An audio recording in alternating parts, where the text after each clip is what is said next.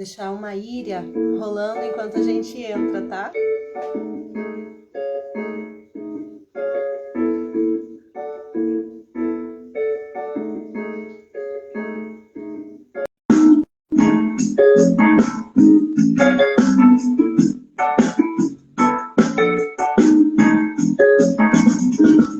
Falei meu chapéu, caraminholas, coisas que vivi, minhas memórias dentro do chapéu. Trago cartolas, sambas de verão, minhas histórias. A gente tá ouvindo Íria Braga. Que maravilha, adoro. Enquanto a gente está se ajeitando, o pessoal está chegando. Tudo bom, Vani? Tudo, e você, professor? Que saudade! Muitas. Tá me ouvindo bem, vendo bem? Tá tudo certinho aí? Tá, você tá, eu que tô assim. Deixa eu me erguer aqui.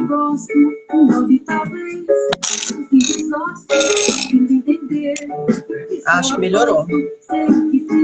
Opa, deixa eu ver quem tá chegando aqui.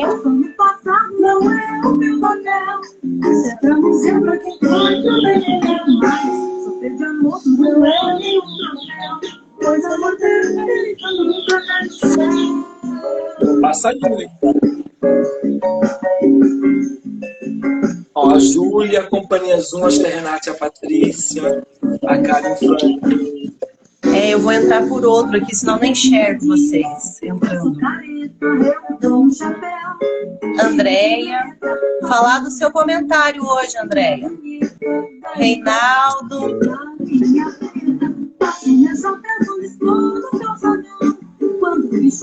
Quando não tem um tostão. Quem que tem de artista aí que já passou o chapéu, hein, gente? Quem nunca passou o chapéu? Quem nunca passou? Eu já passei chapéu. Bem, já Agora eu tô bastante. entendendo vocês aqui. Agora A Júlia. parei um pouquinho a Íria aqui. Agora eu vou colocar o fone, senão eu não escuto vocês direito, porque aqui tá chovendo. Mas eu tinha que deixar antes, senão vocês não ouviam a Íria. Aí. Bom, gente, aí... Estão me ouvindo? Oi? Sim. A Íria, então, eu quero agradecer, nesse primeiro momento, a Íria, que autorizou a gente usar a música maravilhosa, Chapéu de Sobra, que está nesse CD lindo aqui. Eu gosto muito dessa música porque ela fala do nosso assunto, né? Que é Guardem Meu Chapéu, Caraminholas, coisas que vivi, minhas histórias. E é isso que a gente vem falar aqui, né? Das nossas histórias. Bom, gente, eu sou a Vani Pampolini. Sejam bem-vindos, vamos chegando. Na medida do possível, eu vou dando um oi aqui para vocês, vou acenando, vou vendo quem está entrando. Eu sou atriz e contadora de histórias. A gente está aqui nessa live hoje com o professor Kleber Fabiano por conta do projeto Quase, um conto, várias linguagens, que é um projeto que foi aprovado pela Fundação Cultural de Curitiba. Então, esse é um projeto que ele está sendo realizado com recursos do Programa de Apoio e Incentivo à Cultura, da Fundação Cultural de Curitiba e da Prefeitura Municipal de Curitiba. Bom, Quase um conto, várias linguagens, nasceu de um conto que está nesse livro aqui, Pequenas Mortes Cotidianas, leiam ao contrário, Pequenas Mortes Cotidianas, da Paula Giannini, que foi lançado pela editora 8,5.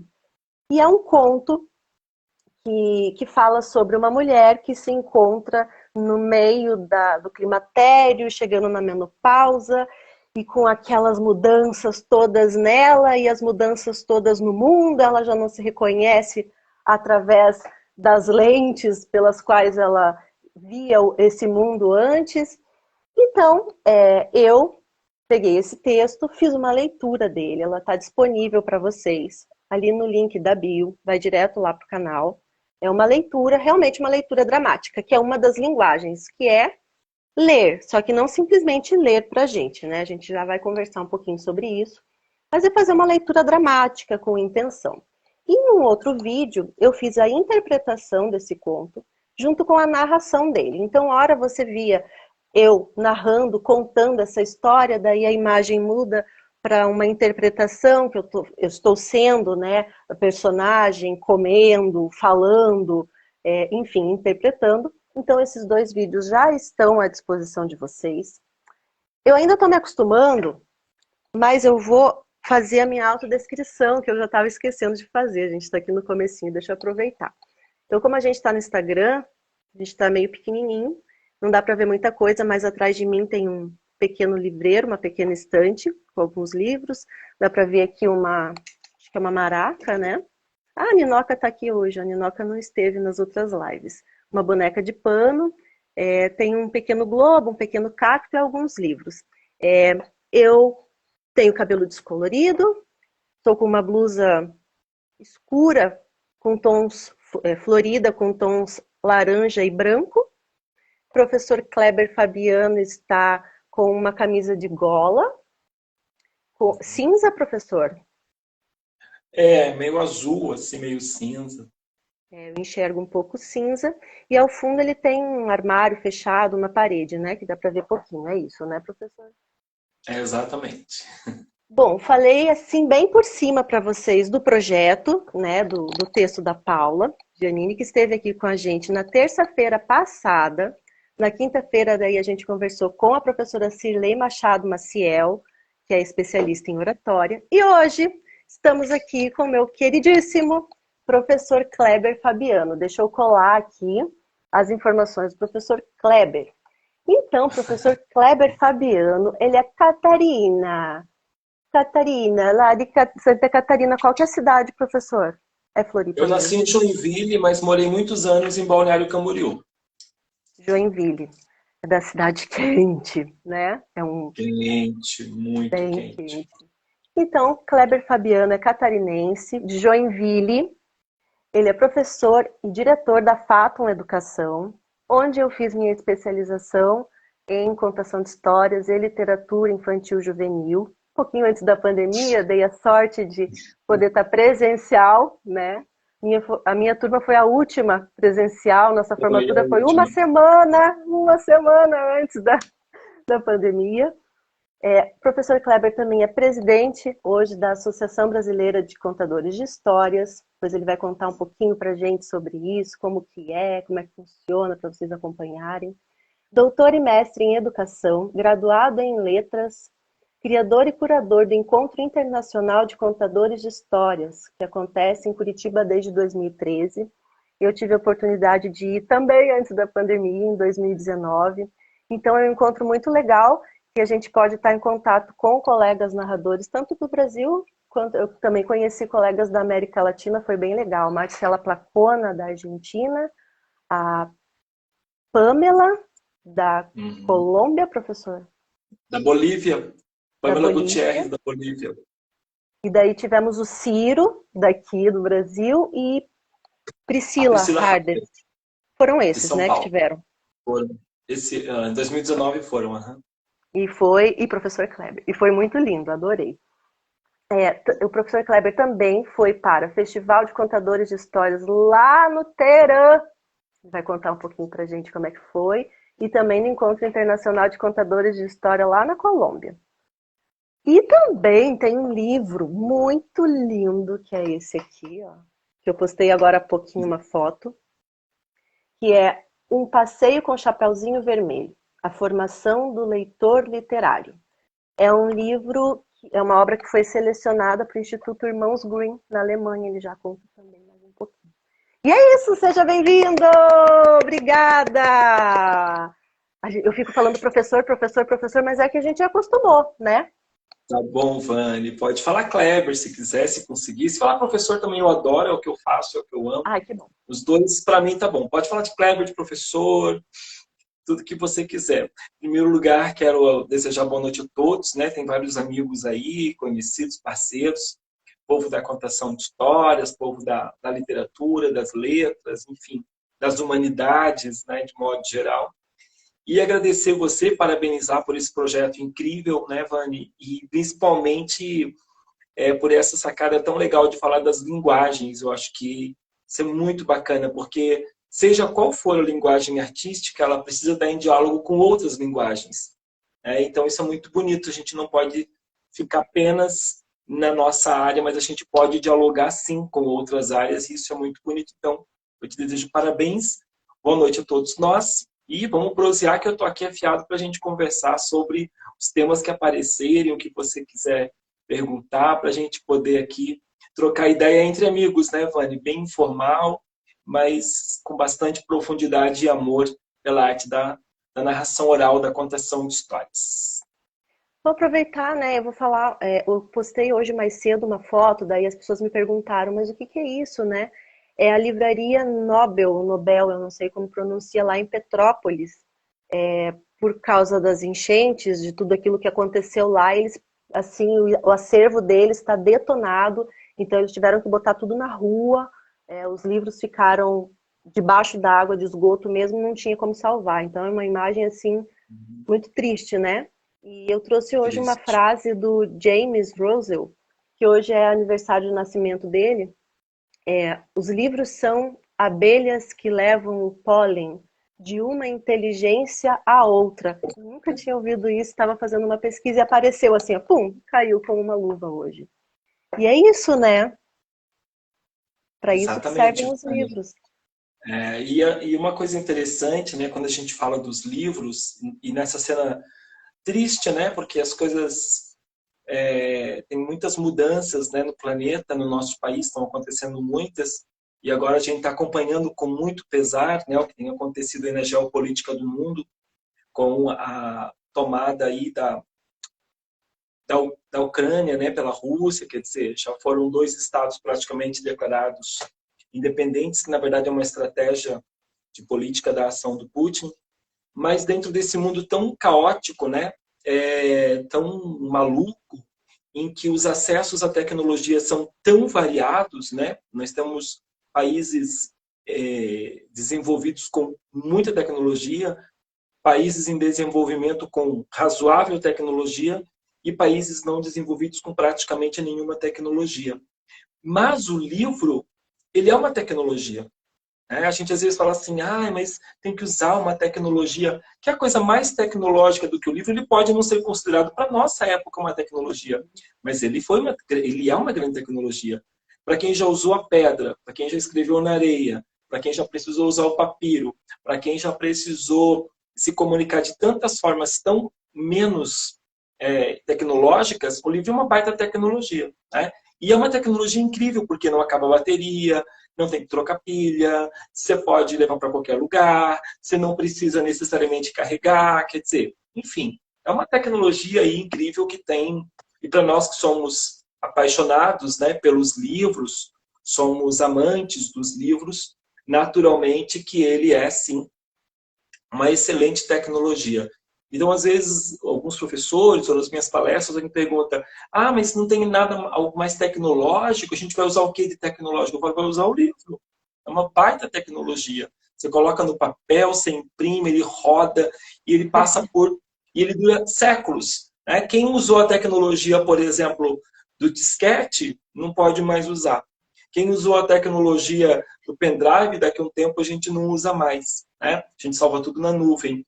Então é capaz de alguém ter perdido o disquete, perdido o HD, perdido o pendrive, mas não perde o livro. Né? O livro, em qualquer época da civilização, para quem domina o código verbal, ele vai ser uma baita tecnologia que vai estar disponível 100% para todos. Né? Então, é lamentável mesmo quando a gente vê uma cena como a que nós acompanhamos na cidade de Petrópolis, né? Com os livros ali, Vani, você pontuou muito bem.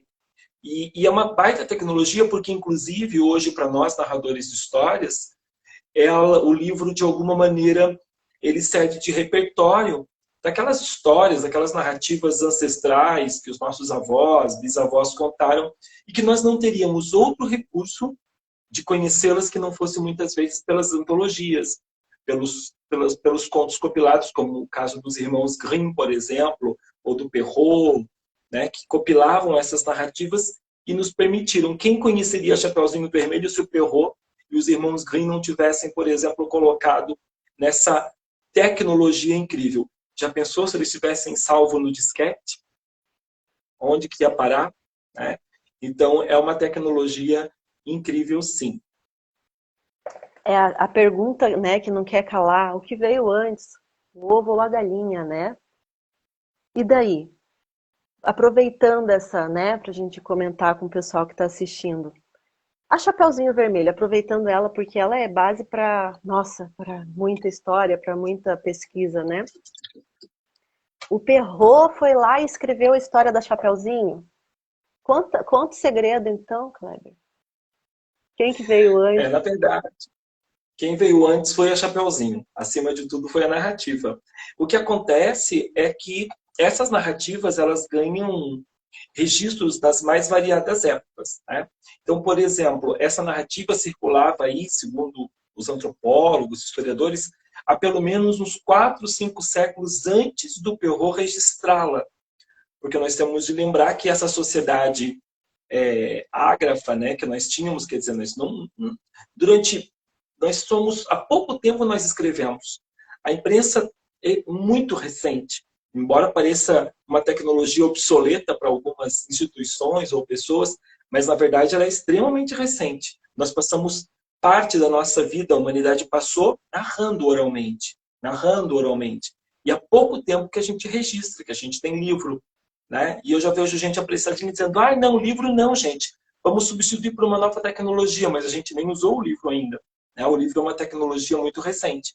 Então, o que o Perrault fez? Ele imprimiu, ele deu corpo textual, ele deu uma narrativa por escrito para uma história que circulava oralmente.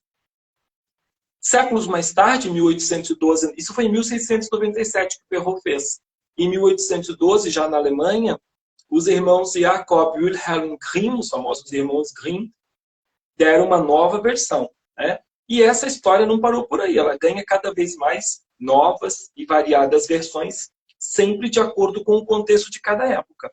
Nós sabemos, né, principalmente quem de vocês já estudou conosco, já fez parte dos nossos estudos, que a Chapeuzinho de 1697, no final da história, quando o lobo a devora, aparece o fim, quer dizer, não aparece caçador, não tem lenhador, porque a criança naquela época, isso é um retrato daquele período histórico em que a criança, diferente do conceito que hoje nós temos de infância, ela era apenas uma criança, ou seja, morria e pronto, a taxa de mortalidade infantil era imensa e a taxa de natalidade que também era imensa, mas fazia parte, quer dizer, ninguém se assustava de contar no final que o lobo devorou a Chapeuzinho e ela morreu. Fim.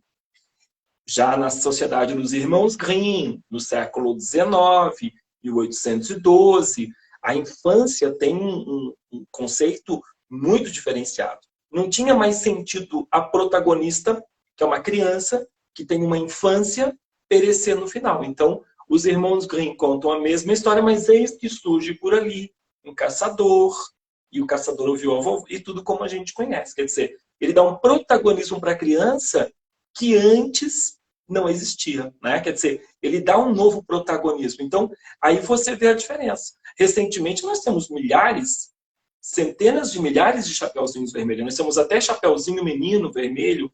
Nós temos uma série de outras narrativas, né? A gente só precisa cuidar de uma coisa, se é que você me permite, Vani, falando da questão dos clássicos, a gente precisa muito ainda cuidar com aquilo que nós fazemos do clássico, né? Eu vejo muitas vezes pais, famílias, professores, contadores de histórias, contando a narrativa e no final, quando a Chapeuzinho se salva, na versão dos irmãos Grimm, comentando assim, viu, gente? Ó o que acontece com quem desobedece a mamãe. Tá vendo como é importante obedecer a mamãe? Cuidado, hein? Ó, quem não obedece, olha o que acontece. Não acontece nada. Quem não obedece, precisa aprender a obedecer. Ponto. O lobo devorar é outra história. Ponto. A gente não pode justificar a violência contra a Chapeuzinho pelas atitudes que ela tem. Não é porque a minha filha e o meu filho me incomodam, me desobedece, que como punição e castigo ele deverá obrigatoriamente ser devorado pelo lobo. Né? Então, e às vezes a criança internaliza isso. Às vezes esse discurso, né, de que o lobo fez muito bem ao devorá-la é um discurso muito perigoso. E é um discurso que a gente ainda encontra professores, pais. Claro, tentando ajudar o filho, tentando, na melhor das boas intenções, mas como essa é uma live que fala sobre contação de histórias, sobre narração, sobre o poder das histórias, né, no nosso cotidiano, na nossa vida, então é muito importante a gente tomar esse cuidado. Do mesmo jeito que algumas pessoas falam, os 3 porquinhos eram muito preguiçosos, eles não construíram uma casa de tijolos, que tem uma série de equívocos, né? Primeiro porque as crianças, já aconteceu o caso de criança me perguntar, por exemplo, se o porco era adulto ou pequeno. Eu falei, mas é um porquinho, ele é o filho do porco. E por que ele trabalha e é preguiçoso? Ele não precisa trabalhar. Então pronto, tem o primeiro equívoco narrativo aqui, né? O porquinho não precisa estar trabalhando. E se ele fez a casa de palha, talvez ele tenha achado interessante. Se ele fez de madeira, talvez foi interessante, né? Se for assim, a minha avó morou a vida toda em casa de madeira. Tem pessoas em algumas comunidades tradicionais do planeta inteiro que ainda moram em casa de palha. Tem pessoas que até preferem. Hoje as casas de madeira em alguns lugares da Europa, dependendo do frio, são muito mais caras, por exemplo, do que eventualmente uma casa de alvenaria que pode ser fria. Então, a gente precisa relativizar muito as verdades, porque os contos, especialmente os contos clássicos, ou chamados contos de fadas por nós aqui no Brasil, eles têm esse potencial de fazer com que nós ampliemos o nosso repertório de emoções, de vivências, de percepções.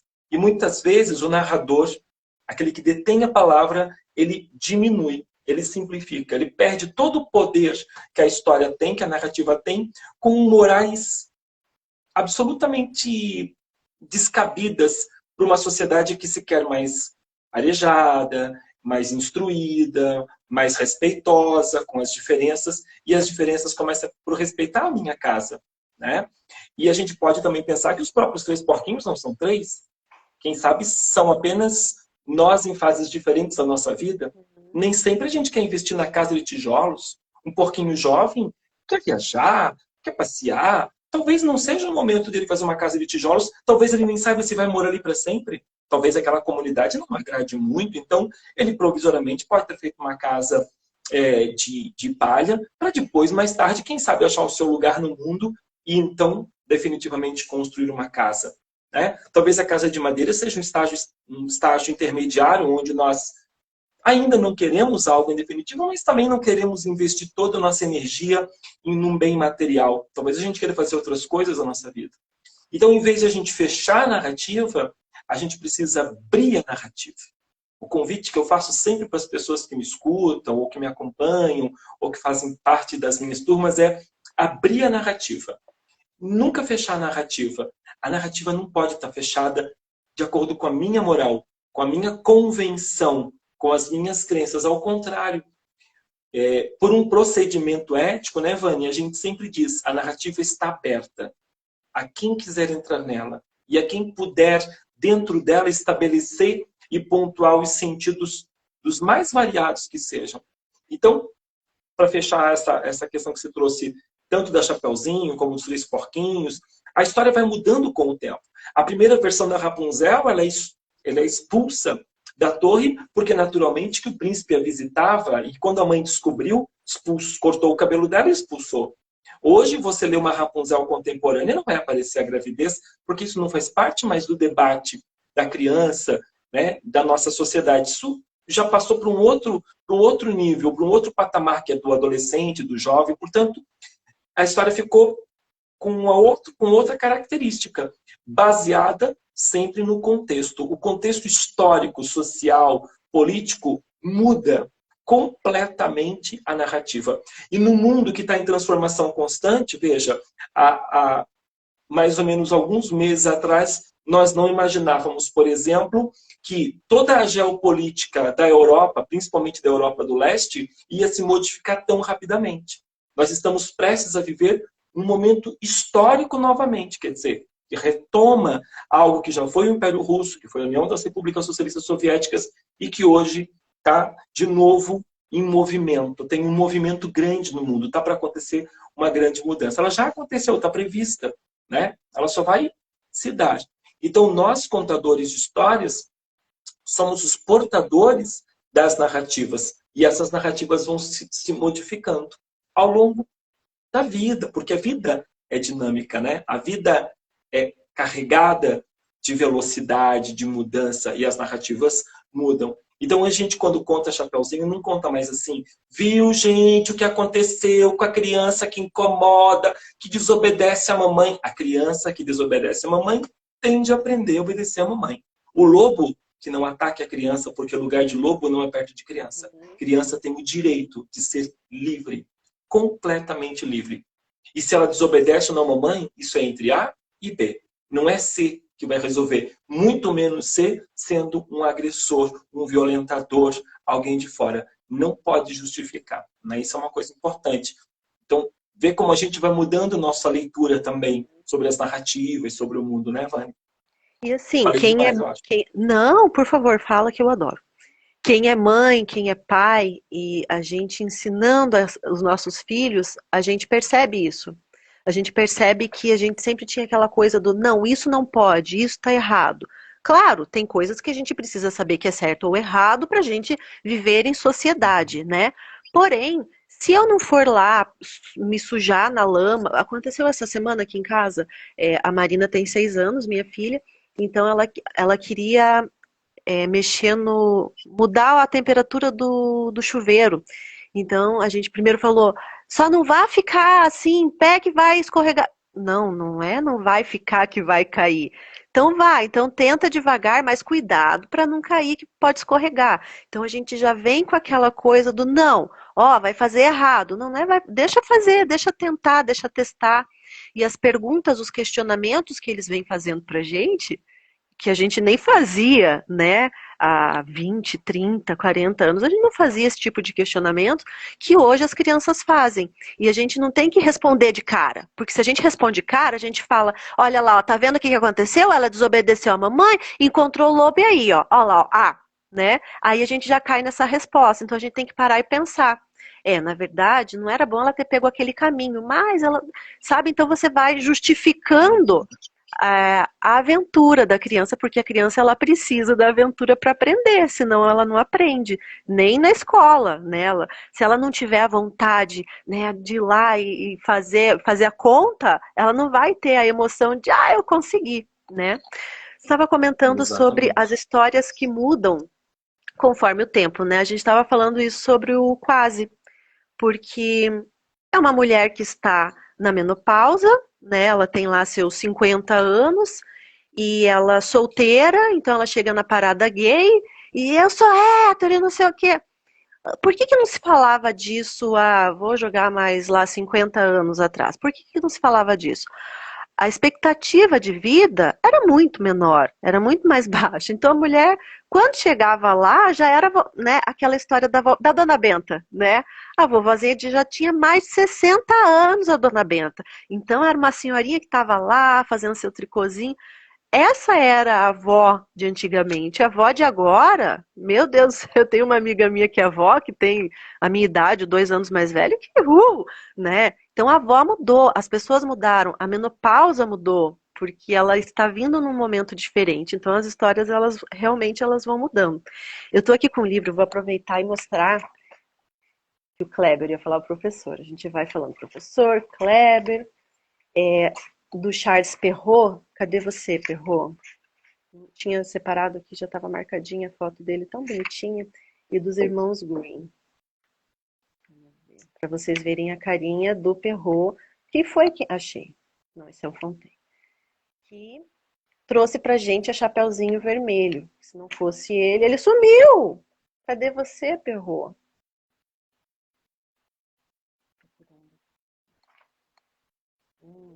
Ele não é o Perrault, mas vou mostrar o primeiro que apareceu aqui, ó. Nosso lindão. Esse é o Hans Hans Christian Christian Andersen. Andersen. E a gente não falou dele ainda, mas ele é o pai da literatura infantil, né? Ele que escreveu, né? Pirou, né? Foi lá, imaginou, criou e escreveu a primeira história pensada para crianças. Estou certa, professor? Certíssima. É o nosso Viu como, autor mor. viu como o fato não faz diferença na nossa vida? Ó, gente, esses aqui, ó, são os irmãos Green. E, por último, temos o Oh, bonito, né? Olha, que elegante. E aproveitando, professor, conta pra gente desse livro aqui. Que história é essa de Alemanha, de prêmio, de ser selecionado? Como que é? Conta, porque eu já li esse livro, e é realmente a base dele, né, o norte é a história da Chapeuzinho Vermelho, daí vai passando por vários, né, questionamentos, né? Conta desse livro. Esse livro, na verdade, Vani, ele é uma parte da minha dissertação de mestrado, no qual eu levanto critérios para analisar livros para as crianças, critérios de qualidade, o que é um livro de qualidade. E a outra parte dele, eu faço uma caminhada com uma história, que é Chapeuzinho Vermelho, mas que é uma metodologia, na verdade, porque tudo que eu faço com a Chapeuzinho Vermelho nesse caminho, nesse passeio que eu chamo, né, você pode fazer com todas as histórias clássicas. Então, quem lê o livro sabe que, na verdade, você pode usar essa metodologia para todas as outras narrativas. E a história da Alemanha, porque a vida inteira eu fui apaixonado pelos irmãos Grimm, e quando eu tive uma oportunidade com um grupo de amigos, nós fomos para a Alemanha, ficamos um mês lá fazendo o Grimmstrasse, que é o roteiro, né, a rota, o caminho dos irmãos Grimm. Então a gente foi na cidade onde eles nasceram, onde eles estudaram. A gente fez todo o percurso que eles fizeram, nós fizemos estudando, entrando nos museus, conhecendo e chegando naturalmente na sociedade Irmãos Grimm, que é o órgão máximo no planeta, que dá o aval e chancela e cuida da obra dos irmãos Grimm. E é claro que eu levei o livro, deixei lá, fui recebido pelo Dr. Bernard Lauer, que é o presidente da sociedade, e conversei sobre o meu interesse dos irmãos Grimm, enfim, mostrei que eu tinha feito essa pesquisa, e acabou que eles pediram, eu deixei os livros lá para eles, e eles fizeram a tradução, fizeram a versão para o alemão, e depois eu vim para o Brasil, quer dizer, depois de algum tempo que eu estava aqui no Brasil, eu recebo uma carta, eu chego um dia do trabalho, de noite, na universidade, tem uma carta, eu olhei, eu pensei, nossa, que gracinha, né? O pessoal da Alemanha mandando uma carta para mim, enfim, mandaram uma revista, eu falei, que bacana, uma revista, um certificado tudo em alemão, que eu não entendi nada, eu falei, deve ser, porque eu estive lá, enfim. E aí, fiquei todo empolgado, fui tomar café, me organizar, depois deitei na minha cama e fui dar uma olhadinha na revista. Quando eu olho, o meu livro e o meu nome dentro da revista. Falei, gente, como assim? O que está acontecendo, né? Aí mandei mensagem para um amigo meu, que inclusive tinha acompanhado da Alemanha, que é alemão e mora aqui no Brasil, casado com uma brasileira. E falei, escuta, o que está escrito aqui? Ele, nossa, não acredito! Como assim? Eu falei, não, explica como assim o que eu também não sei. Seu livro foi selecionado pela Sociedade de Irmãos Grimm para fazer parte da composição teórica dos livros chancelados por eles sobre os estudos da obra de teoria dos irmãos Grimm. E esse certificado mostra que esse livro é chancelado por eles, enfim, tem o apoio deles, o aval deles, e que você pode colocar na próxima edição, escrito, selecionado pela Sociedade de Irmãos Grimm, no ano tal, e de acordo com aquilo que está ali, né? Quer dizer, eu fiquei felicíssimo, né? Porque, naturalmente, que a intenção não era essa, não fiz para isso, mas ser o reconhecimento deles, né? De uma sociedade que é tão importante no mundo, da minha área, na nossa área da literatura infantil, foi uma coisa, assim, foi uma experiência espetacular, né? E receber isso praticamente quase um ano depois, do nada, eu realmente achei que era uma revista de presente.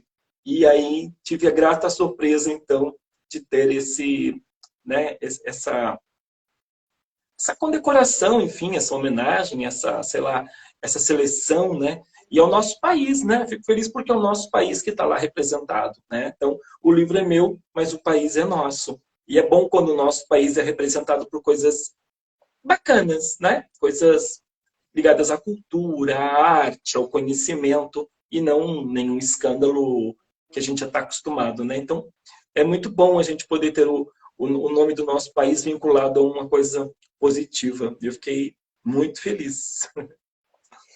a gente fala sobre a importância das histórias, né? N, N porquês, né? N motivos para se contar histórias. Mas eu vou falar uma coisa que eu acho que é bem importante.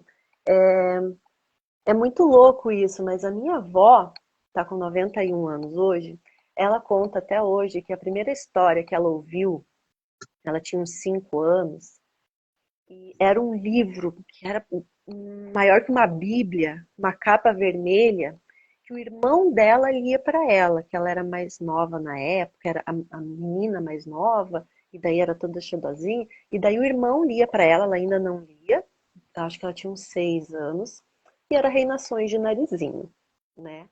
Aí, que legal, né? Nossa, bacana. Quando eu era criança, ela comprou a coleção para mim, do Monteiro Lobato. E eu li o primeiro livro, Reinações de Narizinho. Agora, esse ano, mês passado, eu estava lendo um fininho, assim, um livrinho do Monteiro Lobato, do Visconde, para Marina. E dela me perguntou, mamãe, mas que tamanho que é o Visconde? Mas como que ele é feito? Alguém fez? Ela começou a perguntar como que surgiu o Visconde. Falei, olha, para você saber isso, a gente vai ter que ler a obra inteira do Lobato, tá? E agora? Como é que a gente vai fazer? Mas eu tenho. É verdade. Então, eis que estamos no primeiro livro, Reinações de Narizinho, com a Marina. Então, eu acho que é uma perpetuação, né? É algo que a minha avó viveu, a bisavó dela viveu, lá em 1940 e 30 e pouco. Eu vivi na década de 80 e ela está vivendo agora em 2020.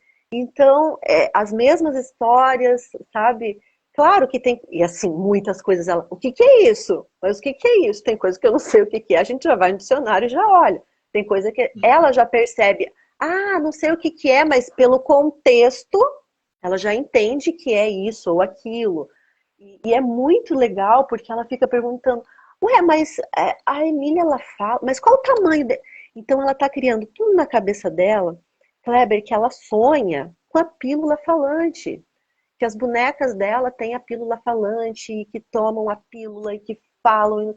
Então, gente, isso para criatividade. Um dos pontos que a gente fala é a importância de contar histórias para crianças, né? Para adulto também, mas para criança. Desenvolve a criatividade. Olha isso. Olha a criatividade que essa menina está desenvolvendo. Ela está pirando, pirando. E às vezes até a gente se perguntava, antes de eu fazer fato, era uma pergunta, mas pirar demais, né, nisso, a menina tá saindo da realidade. Que bom que saia. A gente teve um encontro agora, final de semana, de alguns colegas que você conhece, como foi Jair e Eliane, eu, Andréa Zambelli, Josiel com a esposa, a Marina foi, e foi muito legal, porque é outro mundo. É outro mundo. Então a gente está ali, dali a pouco alguém começa a conversar com o boneco, e o boneco faz parte, a gente está conversando com o boneco, nem tô olhando para a pessoa.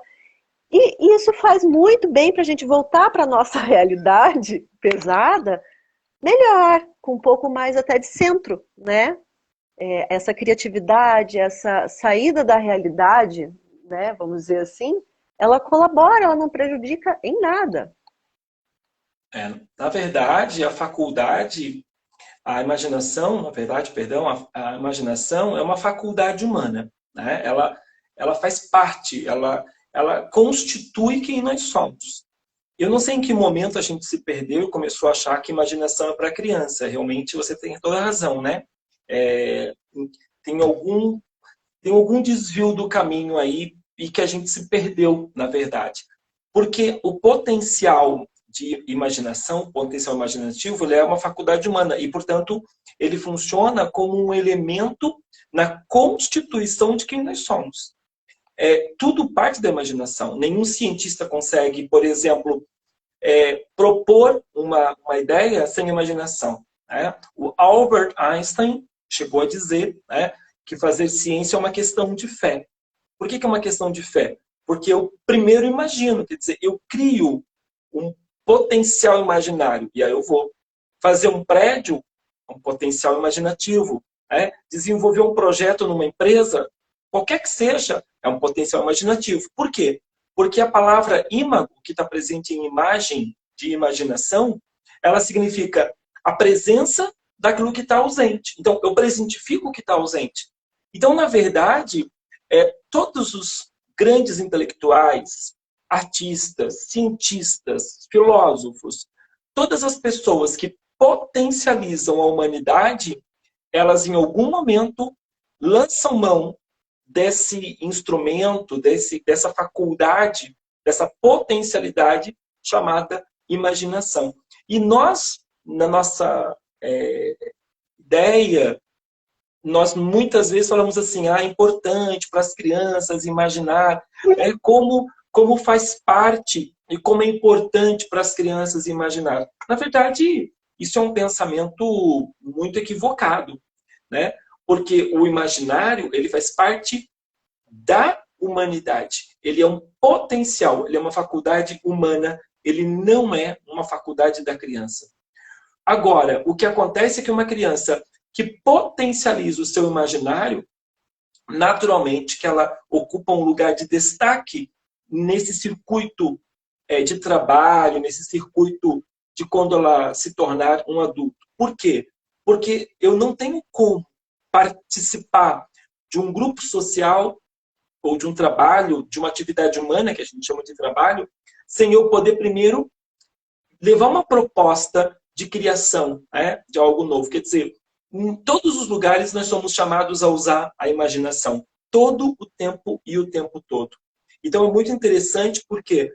Porque a gente precisa mudar esse discurso, de que de contar história para as crianças, porque eles precisam imaginar. Talvez eles não precisem tanto como nós adultos. Talvez nós precisamos criar mais, né? A arte é o contrário da alienação, né? Só a arte potencializa. E tudo que não é arte, tudo que não é linguagem, tudo que não é expressão, vira alienação. Por isso, Vani, que eu te elogiei muito sobre a temática desse projeto aqui, principalmente porque é um projeto de edital, né? E a gente sabe como que funcionam os editais. Eu fico muito feliz, por quê? Porque a frase que eu mais amo na vida, uma das frases que eu mais amo, é uma frase da Clarice Lispector. E é da Clarice mesmo, tá? Não é frase, não é meme que aparece na internet, nas redes sociais. Então, a Carol Gonçalves colocou base vigotskiana. Exatamente. Vai lá no Vygotsky, tá muito claro, né? Tudo que eu estou falando. Principalmente nas relações de Vygotsky com a arte. Mas a Clarice Lispector diz uma coisa que é muito interessante. Ela diz assim, a linguagem é o meu domínio sobre o mundo. Essa frase é tudo. Se todo pai, toda mãe, toda família, toda escola entendesse essa frase, metade dos nossos problemas seriam resolvidos. Por quê? Porque a linguagem... Por que eu sou o Kleber? Eu sou o Kleber porque eu me constituo da linguagem que comunica quem eu sou. Tanto quanto eu consigo me apropriar das linguagens todas que me circundam, me constitui. E tanto quanto eu consigo dizer hoje para vocês nessa live das minhas experiências, das minhas vivências humanas, também constitui quem o Kleber é. Kleber é linguagem. Vani é linguagem. Nós somos linguagem. Então, quando a Clarice diz a linguagem é o meu domínio sobre o mundo, é porque tudo que eu posso dominar é o mundo. E aí o Anderson, maravilhosamente, por exemplo, traz na obra dele, ironicamente, porque o Anderson tem uma ironia sagaz, ele tem uma astuta para ser irônico. E lá no Patinho Feio, quem já leu o texto original do Hans Christian Andersen, diz o seguinte: a mamãe pata, quando vai mostrar o mundo aos patinhos, né? Quando ela está ali levando os patinhos para mostrar o mundo, ela diz: vejam, meus filhos, vejam como é grande o mundo é tão grande, mas tão grande que vai daqui até a casa do pastor, que mora do outro lado do campo. Era uma ironia. Porque assim, o que o Anderson estava querendo dizer com essa personagem que é extremamente limitada e que depois não aceita nem o próprio filho, é que justamente o que ela enxerga do mundo... Olha como o mundo é grande, o mundo é até ali. Nós encontramos no nosso cotidiano todos os dias. Todos os dias. Pessoas que dizem, olha como o mundo é grande. O mundo é a minha empresa, é a minha escola, o mundo é a minha cidade, o mundo é o Brasil, o mundo é esse momento que nós estamos vivendo. O mundo é tão grande de verdade. E o Anderson, que era um cara que viajou muito, muito, ele foi um grande apaixonado pelas viagens, pelos diários de viagem. Ele todo o tempo brincava com isso. Ele dizia assim, ironicamente, para os personagens que eram limitados, obtusos, ele dizia assim, olha, o mundo é imenso, o mundo vai até o muro que cerca o meu jardim. Né? É o que cada um vê do seu muro, né? Do seu mundo. Então é muito interessante, voltando na Clarice, porque ela diz, a linguagem é o meu domínio sobre o mundo. A linguagem é o meu poder sobre o mundo. A gente vive numa sociedade que está buscando o empoderamento da mulher, do pobre, do negro, do gay, enfim, de todas as formas que até hoje foram, de alguma maneira, oprimidas, reprimidas, massacradas na humanidade. E o domínio da linguagem talvez seja a forma mais impactante de fazer a revolução. Não essa revolução que a Rússia está fazendo com a Ucrânia, do domínio bélico, não essa. A revolução que é nós termos nós mesmos. A revolução que é você ser feliz com você. A revolução que é você ter coragem de assumir as suas escolhas, as suas perspectivas e não se importar, né, com o que o outro está fazendo, com o que o outro está dizendo. É fácil? Não é. É muito difícil. Mas a literatura sempre tem presente. A literatura sabe. A literatura sabe tudo. Em 1900, Lyman Frank Baum escreveu uma obra que revolucionou para mim a literatura dos contos de fadas. O nome dessa obra é O Mágico de Oz, The Wonderful Wizard of Oz. Essa obra é mágica, porque ele conta a história de uma órfã, uma garota chamada Dorothy, e o seu cachorro Totó. Então aqui as crianças já amam. Primeiro porque a Dorothy tem um pet, que hoje está aí em alta. Segundo, que o pet é o grande companheiro dela, como é o companheiro de muitas crianças sozinhas que nós temos nesse planeta imenso e de países riquíssimos e de gente milionária, que quanto mais dinheiro tem, menos filhos tem, portanto, mais solitárias essas crianças são. Mas o fato é que a Dorothy mora no Kansas, uma região atacada pelos tornados, enfim. E lá pelas tantas, na narrativa, ela é órfã, né? Já falei, quer dizer, ela vive com o tio e a tia, portanto, ela é um desenho muito contemporâneo de família, porque ela não tem o pai e a mãe, assim como o Lobato tem um desenho muito contemporâneo de família, porque a Narizinho também é órfã. A Narizinho não tem pai, não tem mãe, ela mora com a avó, não tem vô e não tem homem naquela casa.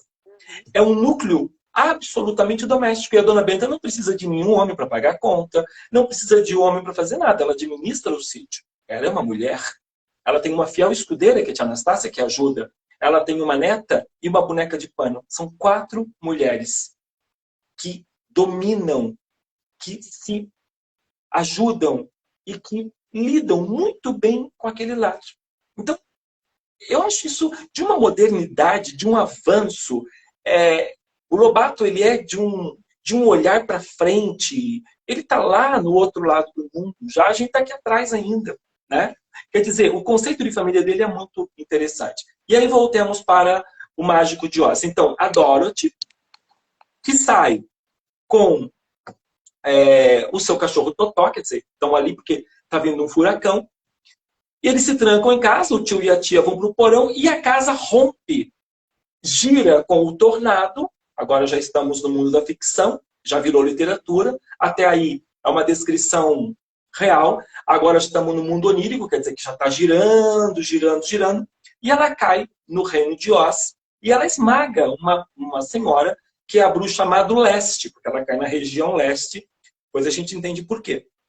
Quando ela mata a bruxa má do leste, aqueles seres que vivem nessa comunidade imaginária, porque já estamos na literatura, ela é condecorada como uma rainha. Eles condecoram-na como uma rainha. Então, se ela quer ser a rainha, porque ela finalmente matou a bruxa má do leste, a Dorothy diz, não, eu não quero ser rainha. Eu quero voltar para minha casa. E aí, se a gente for pegar a teoria da contação de histórias, os contadores que nos assistem sabem do que eu estou falando, que é Joseph Campbell, né? A jornada do herói, quer dizer, o herói precisa, para ser herói, voltar para casa. Quer dizer, ele tem de mostrar os feitos dele. Não, não é um herói. E a Dorothy diz que quer voltar para casa. Mas aparece uma fada, a fada boa do norte, e diz, olha, toma aqui esses sapatinhos, eles são mágicos. tudo que você precisar, basta você tocar 2 vezes um no outro e você terá seus pedidos, seus desejos serão atendidos. E ela diz, mas eu não quero nada disso, eu só quero uma coisa, eu quero voltar para minha casa. Ela diz, então você siga o caminho das pedras amarelas, o caminho das esmeraldas, e você vai chegar ao maravilhoso, mágico de Oz, aquele que realiza todos os nossos desejos. A Dorothy quer voltar para casa, gente. Não é a melhor casa do mundo. Está descrito no primeiro capítulo do livro que tudo é cinza. As cores são muito duras, porque ela mora numa região muito inóspita. E, portanto, não tem o pai, não tem a mãe, não tem irmãos, não tem amigos. Mas ela quer voltar para casa porque tem uma coisa que eu e vocês queremos nessa vida, gente. É voltar para casa. Quem não quer ter um lugar para voltar? Não importa a minha casa, como seja, mas eu quero voltar para casa. E a Dorothy vai, então. E aí chegam aquelas cenas que todos nós já conhecemos. Seja quem leu o livro, quem viu o filme, vai encontrar com um leão. E ela morre de medo do leão, porque o leão é o rei da selva. O leão, no nosso imaginário, ele é bravo e selvagem.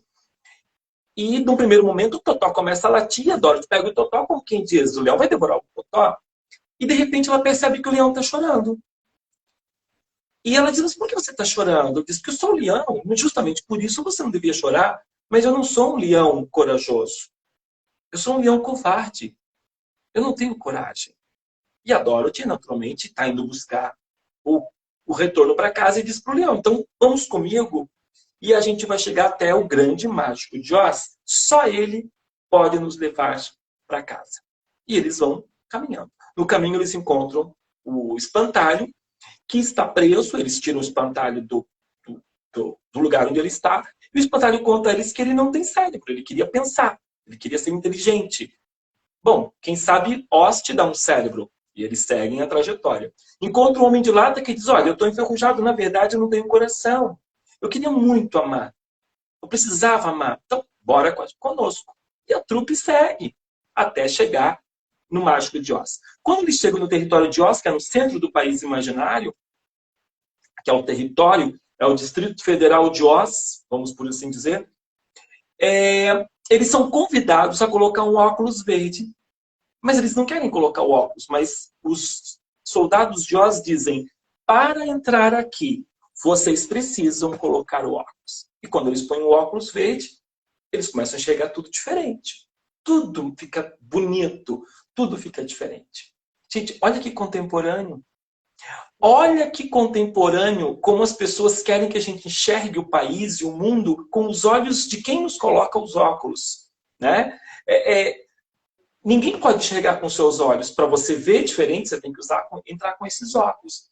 E, naturalmente, que os meninos entram ali e pronto. Aí o Oz passa muitas tarefas para eles. Muitas tarefas. Eles ficam frustrados, porque eles têm clareza do que eles querem. E o Oz manda eles voltarem, eles voltam. E vão fazer uma série de aventuras, de uma jornada muito difícil. Quase perdem a vida, enfim. E voltam, mas conseguem voltar.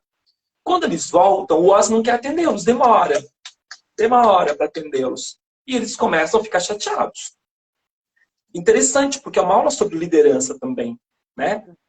Os gestores, os líderes, os pais, que são a autoridade para as crianças, os professores, precisam dar devolutiva, precisam atender aqueles que são por eles governados. Nós queremos do nosso líder que ele nos olhe e diga o que está acontecendo. Afinal de contas, Oz era o líder, Oz era o grande, o esperado, o grande mágico. Portanto, nessa expectativa deles esperarem o Oz, o Totó, o cachorro, olha que ele vai aparecer como um importante intercessor qualitativo, ele vai modificar toda essa situação. Oz passa por debaixo dos biombos que estão ali e derruba os biombos. E eles percebem que, na verdade, atrás daqueles biombos não tem nenhum mágico. Tem um homem daquela comunidade, um homem normal, absolutamente humano, e esse homem é um impostor, ele é um charlatão. Ele nunca foi poderoso. Tampouco mágico. tampouco ele tem algum poder sobrenatural para fazer com que os desejos daquele grupo fossem atendidos. E aqui é fantástico, né, gente? Porque quantas vezes isso acontece, né? Que a gente vai atrás de superpoderes e descobre que não encontra. Mas, e aqui está a riqueza da obra, gente, quem está nos assistindo agora, capte o que eu estou dizendo, que agora é a parte mais linda da literatura. Aí é que a arte transborda. Mas aquele homem, embora seja um comum, diz assim, vocês não precisam de mim. O leão voltou e enfrentou todos os perigos, enfrentou tudo o que aconteceu, teve uma jornada de muita aventura, ele se mostrou corajoso, porque tinha um objetivo, tinha um desejo. A coragem não sou eu que te dou, está dentro de você.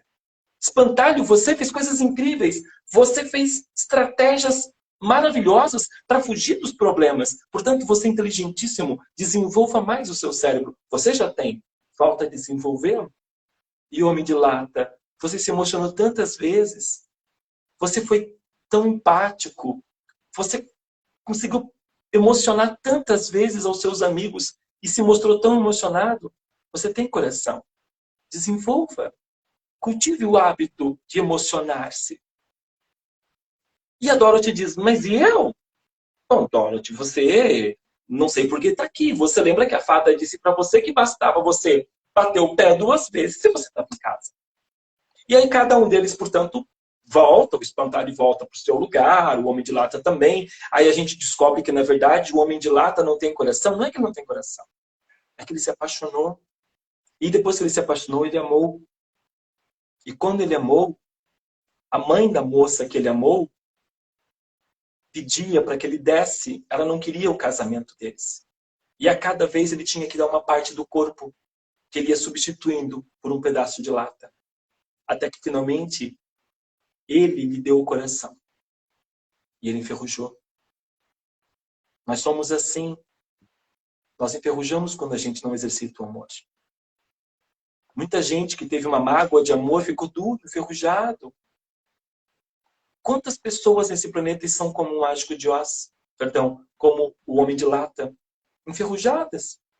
Precisa botar óleo. Sabe o que é botar óleo? É cultivar o amor, cultivar o desejo, cultivar a emoção por estar vivo e por estar se conectando com as pessoas. Quantas vezes nós não somos o espantalho que acha que não consegue, mas se a gente lê, se nós estudarmos, se nós desenvolvemos a nossa mente, o nosso cérebro, conversar com as pessoas que gostam de fazer o que eu e vocês hoje, numa noite de terça-feira, estamos fazendo com a Vani, acompanhar esse projeto, acompanhar as pessoas que se desenvolvem e que permitem nos desenvolver, desligar um pouco a televisão, desligar um pouco o computador, o celular, quem sabe a gente também não produza intelectualmente igual o espantalho. E principalmente, ter coragem nas coisas do dia a dia, coragem para assumir quem nós somos, coragem para dizer para nós mesmos que as nossas escolhas, embora aos olhos dos outros não parecem as melhores, talvez sejam as nossas escolhas. A gente não pode ter vergonha da nossa profissão, da nossa casa, do nosso jeito de falar, das pessoas que nós amamos. Tem gente que tem vergonha das pessoas que ama. Ah, eu gosto de fulano, mas assim, ele trabalha na construção civil, mas ele lê filosofia. Não precisa ler filosofia para amá-lo. Você não precisa amar ninguém que fale bonito ou que leia filosofia. Você tem que ter coragem, igual né? para assumir que você ama. Não tem problema. Ah, mas é um elemento intelectual, casou com o caminhoneiro, casou com o pedreiro, casou com o porteiro, casou... Não importa. Não importa. Ele ama. Existe amor. Então, eu tenho coragem para justificar quem eu sou. Né? Nós temos que ter coragem, muita coragem para justificar. Então, o mágico de Oz, ele é um impostor, ele é um charlatão. Centenas de milhares de pessoas, nesse momento, estão procurando um mentor, um cura, uma igreja, qualquer coisa que abra para ela a esperança, quando na verdade a esperança está dentro de nós. E a gente fica depositando a esperança em grandes instituições, em grandes projetos, que muitas vezes, com todo respeito, podem ser ótimos, mas não dão as respostas para as coisas mais simples mais delicadas que nós precisamos, que é pensar por nós mesmos, amar por nós mesmos e ter coragem por nós mesmos. Ninguém precisa amar por nós, ninguém precisa pensar por nós e ninguém precisa ter coragem por nós. Nós podemos amar, pensar, ter coragem. Nós somos ao mesmo tempo o leão medroso, covarde, nós somos ao mesmo tempo o espantalho e nós somos ao mesmo tempo o homem de lata. E nós somos a Dorothy também, que nos sentimos muitas vezes órfãos. Embora o pai e a mamãe estejam ali, mas nós nos sentimos órfãos. Quantas vezes nós precisamos apenas de um totó, ou de um amigo, ou de alguém que nos acompanhe na trajetória? Totó não diz nada. Não precisa falar. Totó não fala. Ele não pensa, ele não está agindo de acordo com o humano. Mas ele é uma companhia. E às vezes a gente só quer uma companhia para caminhar e depois poder voltar para casa. E muitas vezes a gente descobre que voltar para casa bastava apenas fazer assim, ó, e o problema resolveu. Quando eu vejo, olha, a gente está sofrendo, aí alguém fala, ah, mas eu estou sofrendo. Aí eu digo, larga a pedra. Pronto. Largou? Bate o sapatinho. Bate o sapatinho. Larga a pedra. Que se eu ficar segurando a pedra, eu fico sofrendo. Agora, se eu largo a pedra, quem sabe? É fácil? Não é. Mas o que eu estou falando aqui é de literatura. E a literatura aponta possibilidades de leitura. Não é que a obra foi escrita para isso, mas ela é uma metáfora de quem nós somos. Né? Ela é uma metáfora de tudo o que significa. Então é uma obra que o nome é irônico, o maravilhoso mágico de Oz. Na verdade, ele não é maravilhoso. E ele não é mágico. Porque a magia é ser humano. A magia está dentro de nós. Eu só queria fechar, Vani, dizendo o seguinte. Quando eu comecei a falar dessa história do Mágico de Oz, eu falei que essa história é uma ruptura no padrão dos contos clássicos, dos contos de fadas. Por quê? Porque no conto de fada, a fada madrinha, o elemento do além, a casualidade, o fatum, alguma coisa fora do personagem dá uma ajudinha. E isso é legal, porque todos nós já tivemos alguma ajudinha, não sei do que é, mas alguma ajudinha a gente já teve nessa vida. E isso, que quem quer que chame o quê, é uma fada, quer dizer, é um fato, um destino, uma mudança de vida, de perspectiva. Então o Mágico de Oz, ele é lindo por quê? Porque ele é um conto de fadas cuja varinha de condão está dentro, está nas mãos dos personagens. E eles descobrem como usá-la. Descobrem que não precisam recorrer a Oz. Talvez Oz, gente, não possa nos ajudar. Tem tantos charlatões no reino de Oz, obrigando as pessoas a usarem um óculos mágico para enxergar não sei o que, mas é algo que eu não quero ver, porque quem quer me ajudar não me coloca óculos. Ao contrário, permite que eu coloque os meus óculos e ajuste a minha visão e o meu ponto de vista naquilo que eu tô percebendo. Né? Acho que eu falei demais de novo, né, Vânia? Eu vou falando. Eu adoro. Eu não sei o que está acontecendo no Tava mundo. com saudade de ficar Eu não sei o que está acontecendo no mundo e fico falando. Sábado, Eu tenho a impressão que ia... está só nós dois na sala. Eu tenho a impressão que só está nós dois aqui na sala de casa conversando.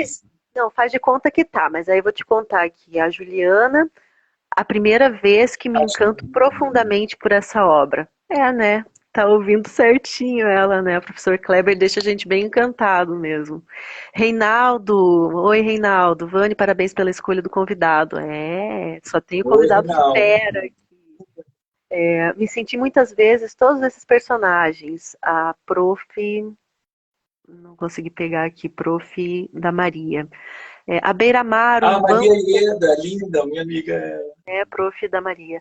A L. Dolores, Terapias. À beira do mar, um banco para sentar e uma bela história faz um olhar brilhar e um coração cintilar. Hoje, ao te ouvir, purpurinas de gratidão eu lanço no ar. Ai, que lindo!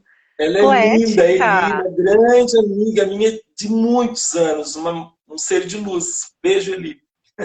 Você falou de poesia, Eli, obrigada, porque você me deu uma deixa, que hoje eu ia contar uma parábola, sabe? Até falei pro Kleber, Kleber, depois no finalzinho eu vou fazer uma parábola, mas eu não vou fazer. Eu vou deixar a parábola, de repente, para quinta-feira com a live com a Mauri, porque como veio essa poesia, Eu tô com uma poesia aqui engasgadinha que eu depois vou falar ela. Mas antes de eu falar aqui só, deixa eu ver. Nossa, nós já até passamos, 9h05, a gente vai falando, né? É, o do comentário da Andrea, deixa eu ver se eu anotei aqui. A Andrea fez um comentário ali. Isso. Qual a Andrea Andréa Zambelli. Zambelli? Isso, a Zambelli. Beijo, André. Ela colocou, agora que parei para assistir, não agora, né? Foi alguns dias, foi antes. Adorei o painel que eu tenho no fundo, né? Ela perguntou se era de crochê, esse painel faz sucesso mesmo. No primeiro dia, no primeiro vídeo me ative mais a sua interpretação, que eu acho que é o vídeo que tem a narração e a interpretação. No segundo, fiquei saboreando sua mediação de leitura. Você não consegue apenas ler, a atriz que mora dentro de ti sempre sobressai. Obrigada, André, é um elogio para mim. Também elogiou a edição, que deixou ela curiosa. Disse que o texto é divertido, malicioso e tem sua profundidade. A Paula Giannini até agradeceu, que ela falou, eu adoro esse tom de malícia, né, nos textos. Andréia, obrigada. Andréia, nossa, caiu assim na minha vida de paraquedas, ela entrou na Fatum depois, mas não sei como é que foi, a gente foi assim, e a gente acabou contando história junto para adultos lá no palco da pizza, que é da Paula Giannini. Então, assim, deixa eu te contar uma coisa, Andréia, professor e todos que estão nos ouvindo. Bom, eu sou atriz antes, né, de contar histórias, apesar que o que faz um ator se não contar histórias, né? Então, desde 99 eu venho trabalhando como atriz. Em 2012 que eu julgo que oficialmente eu comecei a contar histórias. Mas lá em 2014 eu fiz um espetáculo e alguém deve ter assistido ao Palavra de Mulher. Eram 3 mulheres em cena, era sobre a temática violência contra a mulher. E eu até vou contar um pouquinho como é que era. Eram 2 principais, assim, né? Então, uma era aquela, né, aquela mulher porreta, moderna, que não deixa ninguém tomar conta de nada, que é independente, que faz tudo sozinha e não, né, não deixa para ninguém. E a outra já tinha, que era a minha personagem, já tinha assim uma personalidade um pouco mais retraída, mais, sabe, aquela criação mais vamos deixar para lá, não vamos briga de marido e mulher, vamos ficar aqui, enfim. Aí nesse espetáculo eu fazia a personagem, né, dava um depoimento, contava uma história assim da infância, uma história sofrida, né? Naquele momento eu não me considerava uma contadora de histórias. Para mim, eu sou atriz naquele momento. E alguém foi assistir o espetáculo e no final da peça eu recebi esse recado que a pessoa mandou, né? Falou: "Nossa, olha, naquele momento eu queria cantar, mas eu não sou muito boa de cantar, né? E o que eu queria ouvir naquele momento era que eu estava cantando, mas não era isso. Aí a pessoa me mandou um recado dizendo: Nossa, mas a Vanessa, para contar uma história, hein? Olha, me arrepiou, mexeu comigo. Foi em 2014. Eu já contava história, mas para criança, fazia mediação de leitura. Hoje, eu não me esqueci, né, do recado que eu recebi. Hoje eu fico pensando e falei, eu acho que eu estava no caminho. Porque uma coisa leva a outra. Não tem como um ator ir lá e representar sem contar a história. E o que a Andrea fala, a atriz que mora em você, né, se sobressai. Porque, claro, como o Kleber sempre fala, cada um conta de um jeito. Bom, eu sou descendente italiano, né, então eu vou ficar falando assim mesmo, né. Então cada um tem um jeitinho. Mas naquele momento eu acho que foi o que, sabe, ficou. Eu contei bem aquela história, mexeu com alguém. E ali parecia realmente a personagem, né? Enfim, eu queria dividir isso com vocês. Como a gente já conversou bastante, a gente viu Obrigado. uma história maravilhosa. Eu quero ler esse poema, tá? Licença, pessoal. Peço a permissão para ler. Ele é bem curtinho mesmo. É de uma moça, de uma mocinha chamada Estela Maria Arruda Munhoz. Poemas do Agora. Conhece essa moça? A gente está falando, né, sobre esse momento que a gente está vivendo no mundo. E esse texto aqui ele me pegou essa semana ou semana passada que eu li. E como a gente trabalha bastante com criança, o título dele me chamou assim a atenção, que é Criança. Não tinha casa, não tinha pai, não tinha mãe, não tinha nome, nem sobrenome. só tinha fome. De um pedaço de pão, de um abraço, de um irmão.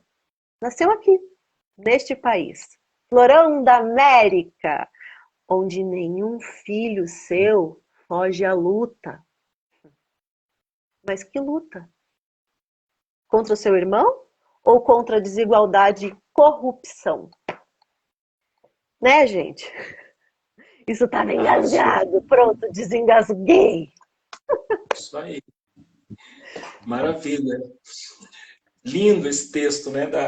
O livro todo da Estela é lindo. Esta menina de 82 anos de idade vai fazer. É da Fato Editora. 82 anos de idade essa menina. Maravilhosa, né? E é uma menina que vive não na época dela lá, ela vive na época dela, que é esse essa. Momento. Exatamente. Porque quando a pessoa fala, na minha época, né? Você estava na sua época, então você morreu lá. Não, a nossa época é agora, a gente tem que se atualizar, tem que, né? Então, antes da gente fechar, só lembrando vocês, agradecendo quem esteve presente. Essa live vai ficar gravada. Se tudo der certo, as outras deu tudo certo, vai ficar gravada aqui. E também eu vou colocar disponível lá no canal do YouTube da Casa da Vani. Vocês podem acessar os vídeos que foram realizados ali pelo link da bio. Então, os vídeos foram gravados por mim, em sistema pandemia, dentro de casa. Foram editados pela Aline Gonçalves. Obrigada, Aline. O Denison, gestão de mídias, fez toda essa arte, esses flyers que vocês estão vendo, o Denison que cuidou, muito obrigada. Luana, dessa vez não vou esquecer de você, querida, minha produtora executiva que sempre está ali à frente, não espera nem eu perguntar, já está lá falando o que eu vou precisar, muito obrigada. Obrigada à Fundação, à Prefeitura, aos nossos 4 convidados, a Paula Giannini, ao professor Kleber Fabiano, a Cirlei, que esteve com a gente semana passada, ao Mauri, que já estou agradecendo de antemão, quinta-feira vai estar aqui com a gente. Então, muito obrigada, acompanhem. Quero dizer para vocês que além desses vídeos e dessas lives que vão ficar disponíveis, também vai ser disponibilizado para o programa Curitiba Lê, o e-conto, que é o conto para ser lido, né, em PDF, pelo celular, pelo computador, e o áudio-conto, que é só para ouvir, são as linguagens, né? Como que esse texto vai chegar em vocês. E também esse livro, Pequenas Mortes Cotidianas, serão disponibilizados 17 livros para as casas de leitura. Então a gente quer realmente espalhar a obra, fazer com que todo mundo conheça, seja pegando o livro e lendo emprestado, seja lendo o e-conto, seja adquirindo o livro, seja assistindo, seja acompanhando as lives. Por favor, prestigiem os artistas, prestigiem a gente da área da literatura, que a gente está aqui com muito carinho fazendo tudo isso para vocês. Kleber, tá com você, manda aí o que você quiser, pode dar recado, pode vender o peixe, pode mandar beijo, pode fazer o que você quiser. Eu quero mandar beijo em primeiro lugar para você, né, Vani? Agradecer muito esse projeto e que bom que existem os editais para a gente poder ter acesso a tanta coisa boa, de qualidade, bonita. Parabéns mais uma vez, gratidão por lembrar de mim, do meu nome, das minhas histórias. Eu agradeço demais, agradecer a todo o pessoal que esteve presente. Eu vi vários amigos, não vou nominar porque são muitos amigos incríveis e lindos. Então, agradecer muito e fechar com um começo de um conto do Eduardo Galeano, que ele diz que as histórias acontecem todas as vezes que são contadas. As histórias aconteceram alguma vez, ou quase aconteceram, ou não aconteceram nunca, mas acontecem a cada vez que são contadas. Portanto, se as histórias que nós temos de vida real são boas, que nós contemos. Se as histórias quase aconteceram, mas a gente gostaria que a gente deve contá-las também. E se as histórias nunca aconteceram, a gente conta para que elas aconteçam à medida que elas são contadas. Porque a coisa que a gente mais faz na vida é contar histórias. A gente bebe água, a gente consome roupa, a gente precisa de comida e a gente precisa de muitas histórias. A gente viu agora, nesse momento de pandemia, que as histórias foram as coisas que nós mais fizemos, de todo tipo. As histórias das redes sociais, as histórias do cinema, as histórias dos livros, as histórias de vida, aquelas que nós contamos e recontamos ao longo dos nossos tempos. Viva as histórias. Quem quiser me seguir é só ir lá no professor.kleber, no Instagram é @professor.kleber e no Face é Kleber Fabiani. E se vocês quiserem conhecer os meus livros, os livros que a Vani falou, é só ir em lojinhadafatum.com.br. Lojinha da Fatum, fatum.com.br, e os livros são lá. Beijo para todos, parabéns para o Projeto Quase e a gente vai conversando. Obrigado, Vani. Obrigada. Sucesso. Enquanto fecha Tchau, a live, gente. vamos ficar aqui de Íria de novo. Íria, beijo. Sobra para fechar enquanto eu saio. Obrigada, gente. Obrigada, Júlia. Júlia Vicência. Vamos ver quem mais estava aqui. Ver se eu consigo dar um oi para todo mundo.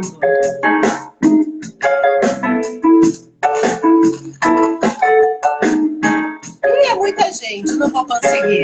Meu chapéu, caraminholas, coisas que vivi, minhas memórias dentro do chapéu.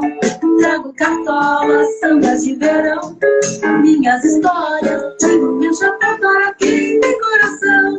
Traduzir de baixo cantando uma canção para todo aquele que é livre na prisão. Pra quem é feliz tem ter uma paixão.